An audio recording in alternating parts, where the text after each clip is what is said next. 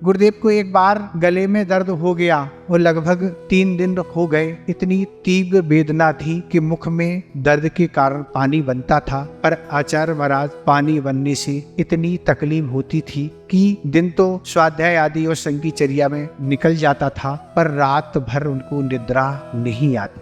पूरी रात यूं निकल जाती थी। और ऐसा एक शिष्य ने देख लिया जो आचार्य महाराज के समीप विश्राम कर रहे थे। देखा उन्होंने कि आज आचार्य महाराज पूरी रात बिना निद्रा के रही, निद्रा ली नहीं, क्योंकि दर्द की इतनी तीव्र वेदना थी कि निद्रा आने का कोई काम नहीं। तब आचार्य महाराज से कहा शिष्य ने कि गुरुदेव, आज तो आपको पूरी रात निद्रा ही नहीं आई, कितनी आपको तकलीफ है, आखिर कैसा एक कर्म है कि इतनी आपको वेदना हो गई। तो वह आचार्य महाराज बोले, भैया कर्म क्या, अपना ही कर्म है, अपन ने ही कर्म किया है, उस कर्म की क्या गलती है, उस कर्म अपन ने किया है, उसके कारण वेदना हुई।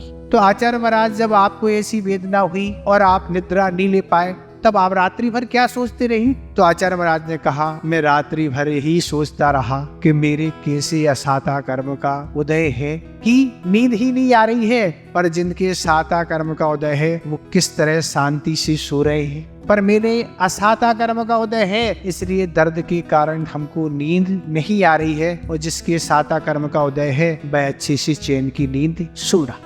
आचार्य महाराज, फिर क्या होता है आपको? तो आचार्य महाराज ने कहा, भैया जब तक तीव्र वेदना रहती है तो नींद नहीं आती है, मैं बैठा रहता हूँ, और जब कुछ वेदना में कमी आती है तो लेट जाता हूँ, ऐसी हमारी रात यूं निकल जाती है। तो शिष्य ने कहा, आचार्य महाराज, इतनी तीव्र वेदना में भी आप ऐसी तत्व चिंतन कर लेते हैं? तो गुरुदेव ने कहा, भैया तत्व चिंतन नहीं करेंगे तो समता कैसी रहेगी, और समता नहीं रहने से कर्मों की निर्जरा कैसे?